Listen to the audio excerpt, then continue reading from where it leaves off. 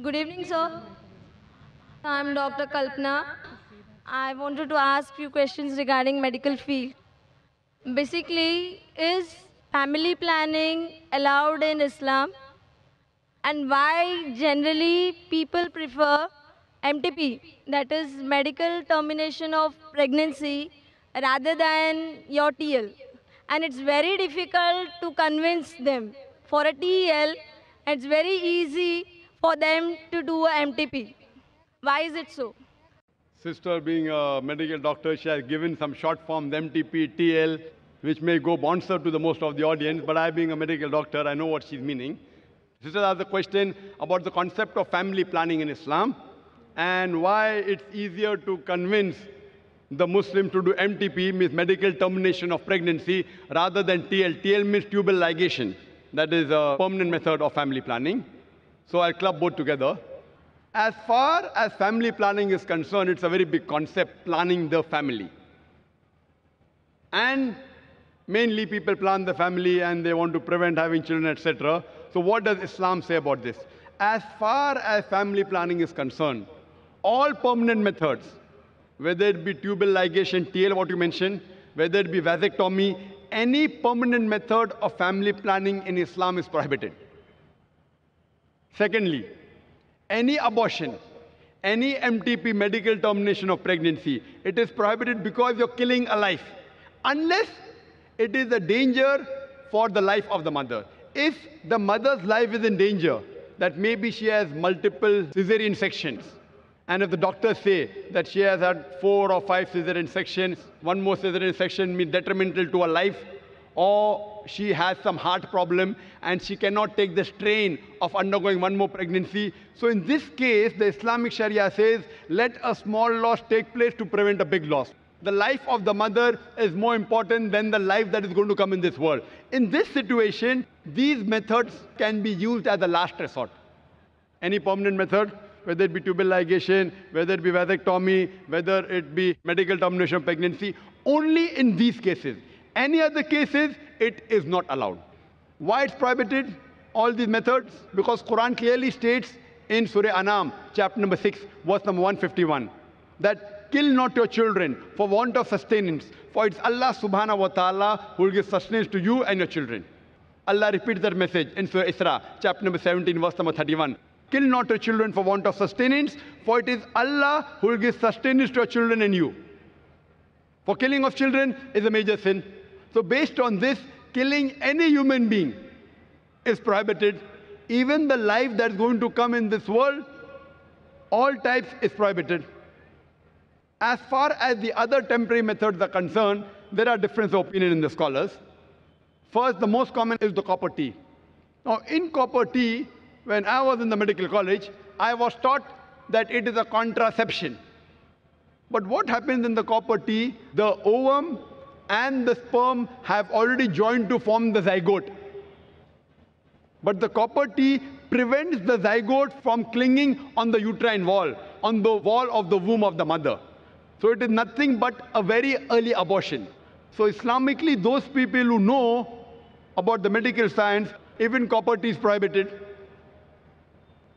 As far as there may be difference in the other temporary method, whether it be condom, whether it be other method, once a person came to the Prophet and told him that I used to do uz, that is coitus interruptus. I have to stop the act so that the fluid doesn't enter the body of the wife.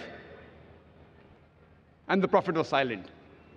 Those people who are in favor of certain temporary method, they say Prophet was silent, he gave permission. The other group, Prophet was silent, he didn't give permission, difference of opinion. But I go back. What is the reason that a person wants to do family planning is my basic question. See, normally a doctor, when a person has a headache, you give aspirin, you give crocin. It is not a cure.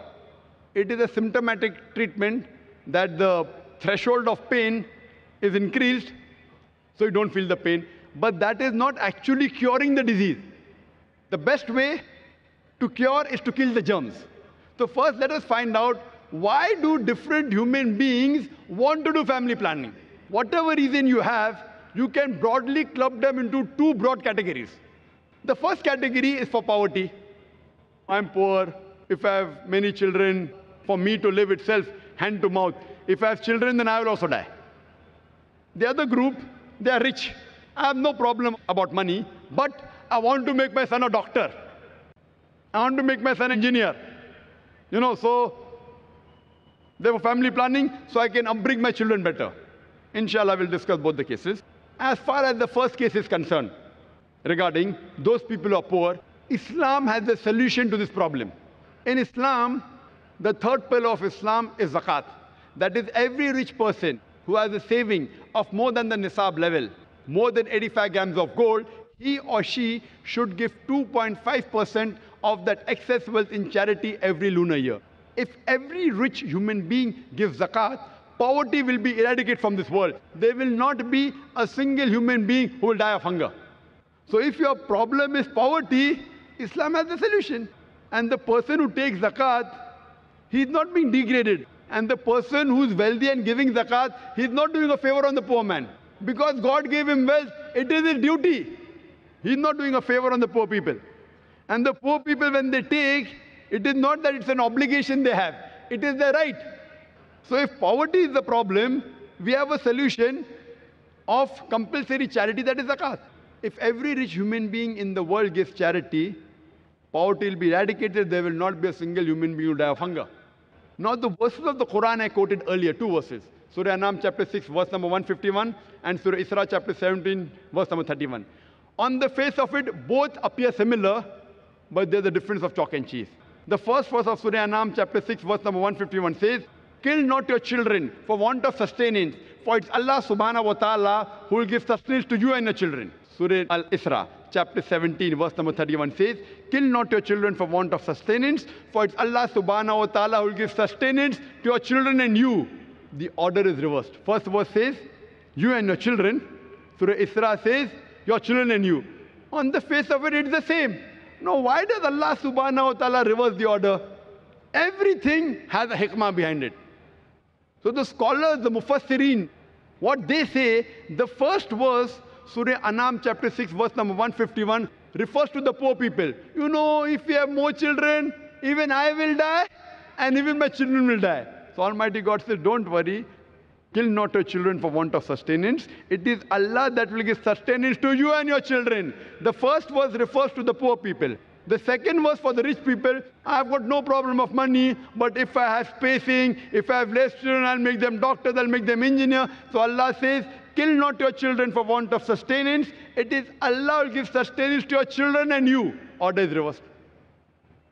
Now what is the solution for people who are rich? That's the second category.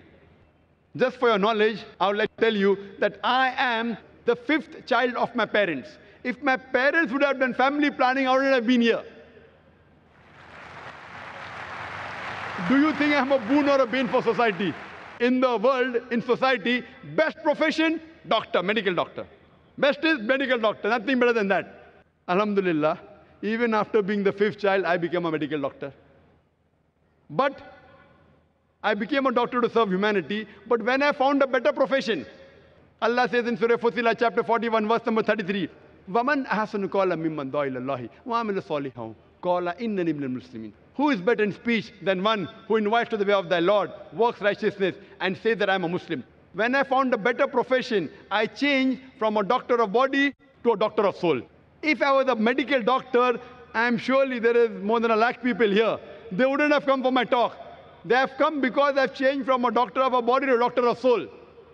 I am asking you, I am the fifth child of my parents. Am I a boon or am I a bane for society? People have a misconception that if you have less children, you can have spacing and you can bring them up well. If you check the list of all the Nobel Prize winners and people who have got awards, best in world, best in science, best in sports, they aren't the first child. They are not the only children. Some may be. Some are second child, some are third, some are fifth. It's mixed. It's a misconception. Allah subhanahu wa ta'ala has given a natural method of spacing. In Islam, the moment a child is born, the mother should breastfeed the child. But today in modern world, they don't want to breastfeed because they spoil their figure.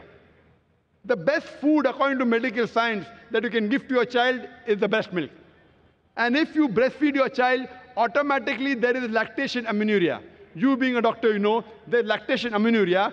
That means she will not conceive. Though it's not 100% safe, but the chances she'll conceive is very little. So automatically, Almighty God has given spacing. And population, sister, it is not a bane, it is boon.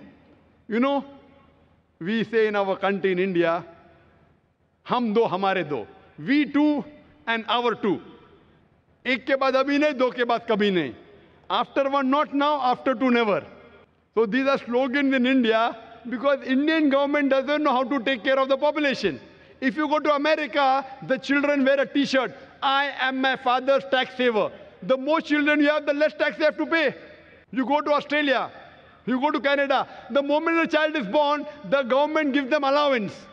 Every child, every month you get allowance. So the government of US, Canada, Australia, they're encouraging population. Why is the government of India discouraging? So it's problem with the government policies, it is not with population. And do you know today, the two countries which are competing for being superpower is China and India. China has the maximum population in the world. India is number 2. Today, India and China, they are competing to be the superpower. Why? Because both of them have got manpower. When I say manpower, it means human power. It includes the women also. China and India have got human power. That's the reason today you find America coming here to invest money. You find the Westerners coming to invest money here. You see the stock market going high. Why? Because of population. So population, it is a boon, it is not a bane. So even if you want to make your children doctors and engineers, don't think you never know your 5th child may become a doctor or your 2nd child. It is not that if you have more children, then you can space them better. Now there's a third category, a unique category. Once someone told me, Brother Zakir, I'm rich. I'm not bothered about bringing up children. You know, I'm rich, so no problem of money. And I'm not bothered about making my son a doctor or engineer. I want to enjoy life. Third category. So I told him, even for you, if you want to enjoy life, the best is marry early, have children early, so that you can retire early. You know, there are certain communities in India, you know, Gujaratis and all, they marry early, 19, 20, 21. They have children immediately. By the time they reach 35 to 40, their children, they are on the seat of the business.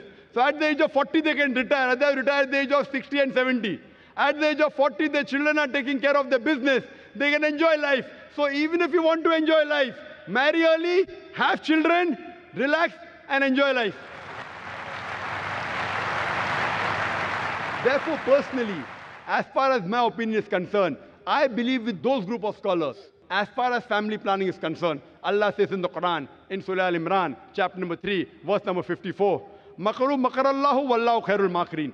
They planned and plotted. Allah too planned. Allah is the best of planner. So if you think you can plan the family better, you're most welcome. I leave the planning of the family in the hands of a creator. It is the best. Hope that answers the question. Thank you, sir.